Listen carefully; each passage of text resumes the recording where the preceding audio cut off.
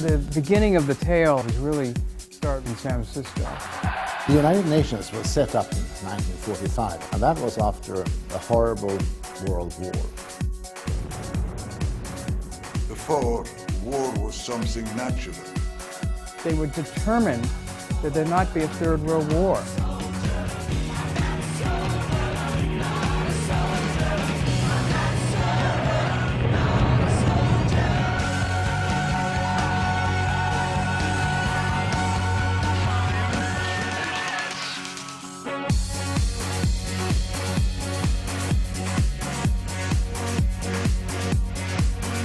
It is the purpose of this conference to draft a treaty of peace, setting up the essential organization to keep the peace.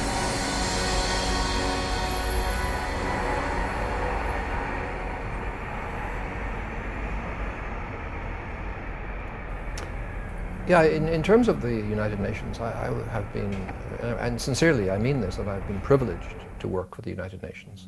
It's a great institution, it's a great idea, it is full of failures and happiness, and we need a lot of reform and reworking and all the rest of it. But to work in the Secretariat, to work with Boutros Ghali or Kofi Annan, to work with the people who worked with me on my team and all around me, people I worked for and people who worked for me, it was just a privilege. You know, with 30, 40 different nationalities in your own little office, so to speak, it's just a great experience. It's a privilege.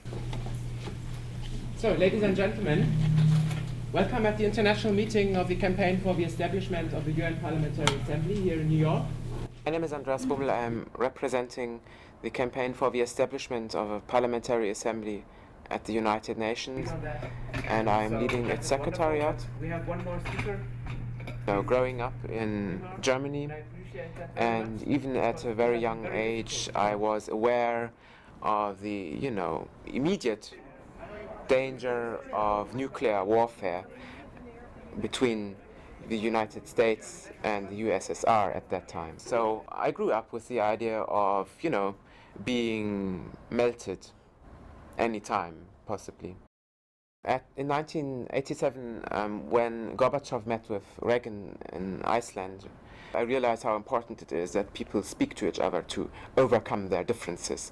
So at that time I developed, a deep appreciation of democracy. Well, I think when I got to Congress, there were a lot of people here, particularly in the foreign policy area, who were not very pro-United Nations. In fact, there had been a long period of time in which we hadn't paid our bills. So we simply were saying, well, we belong to the club, but we're not going to pay for belonging to the club. It was a very unilateral attitude that was very pervasive in the Congress. The kinds of things that work well between people should work well between nations. I think showing a great deal of sensitivity toward the views of others takes you a long way. It really, really does. That is listening. Even if you don't agree, let them have their say. As a career diplomat, that was something that was just instinctive with me.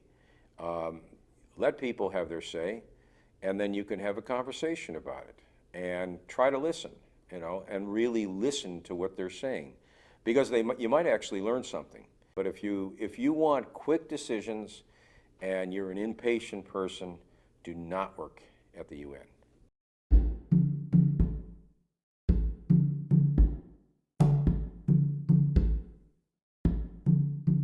In the spring of 1945, San Francisco was the center of men's hopes for lasting peace. You have to remember, this was a totally American organized conference. It was inspired by Franklin Roosevelt, then President of the United States. And it was he who forced the other allies of the Second World War, twisted their arms in effect, to get them to agree to this meeting. There were many who doubted that agreement could ever be reached by these 50 countries, differing so much. But these differences were all forgotten in one unshakable unity of determination to find a way to end war.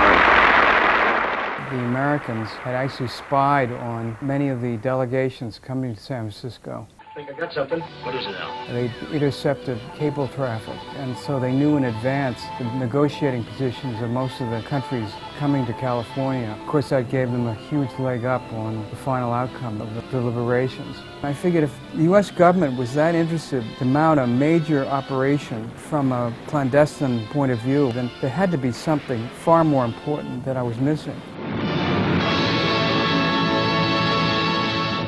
They decided control of the United Nations was essential, and that control is in place today. In the General Assembly of the United Nations Organization, each member will have one vote.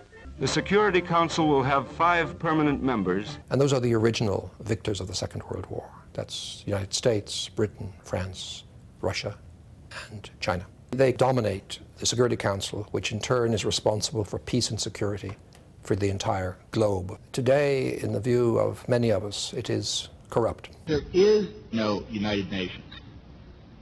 There is an international community that occasionally can be led by the only real power left in the world, and that's the United States. It's an all-encompassing power, and it's one that has given enormous authority at the UN ever since the organization came into being. That alone means it's not democratic. The United States makes the UN work when it wants it to work. And that is exactly the way it should be, because the only question for the United States is what's in our national interest. The duties of the U.S. Ambassador to the United Nations is to represent the U.S. at the United Nations. I was never authorized to hazard aid, to threaten people with things that I couldn't deliver. And there was the famous story. I didn't hear this. I was sitting close to Secretary Baker, that he had either said or mentioned to the Yemenis that that would be the most expensive vote they ever cast. On the other hand, I was certainly free to talk to them about the scope of our relationship, the importance of this for the future, and indeed you have an opportunity to tell us that you don't want this resolution or you want it changed, that you have an opportunity to be part of the issue, rather than in the end plunk something down in front of them and say, this is a done deal. After the end of the Cold War, there were only one superpower, which was the United States, and it is very difficult with one superpower to have two bosses, the superpower and the United Nations. Berlusconi was a marvelously articulate and marvelously intelligent Secretary General, and they didn't like this independence. He was fired by the United States for, in effect, speaking the truth to power. It can be an unpopular thing to do. I failed in my relation with the United States. Maybe I've committed a lot of psychological mistakes. Mea culpa, mea maxima culpa. Berlusconi would have continued for a second term had he not been blocked by the United States. It is a kind of daily relation, it means. Suddenly, I have not a good relation with my secretary because she's not in a good mood. Ask a coffee, and she said, I don't know how it happened. The Security Council is notorious for double standards. You know, what works for us, the big boys, so the Russians go to Chechnya. Well, we don't give them a hard time. Oh, the Chinese are in Tibet. Naughty, naughty, well, but I guess we have to live with that. But Saddam Hussein goes into Kuwait. 3 days later, there's a sanctioned regime. 6 months later, there's a war. One of the policies after the end of the Gulf War was to maintain the sanctions regardless of what the Iraqi regime did. Was that a mistake? No, I don't think it was a mistake. We know we killed over 1 million people in Iraq, maybe 1.5 million, the majority of whom were children. That's more children than died in Hiroshima. And you know, is the price worth it? I think this is a very hard choice, but we think the price is worth it. This wasn't a passive incident. This was deliberate sanctions policy with horrendous consequences. They knew it, the Secretary General knew it, I knew it. So it was a hell of a shock to my sort of approach to the United Nations. This was not the UN that I knew and cherished. I knew I had to go public. I knew I couldn't live with myself if I didn't speak up. Nobody at that rank, Assistant Secretary General, had resigned on an issue of principle before. Didn't stop the world, didn't end sanctions. And the people of my country will remember those who have plotted against us. However long it takes, their hour of justice will come. The fact that at this time and still now, the United States is the only superpower, the fact that they have decided the war against Iraq without even the permission of the United Nations. Every statement I make today is backed up by sources, solid sources. These are not assertions. What we're giving you are facts and conclusions based on solid intelligence.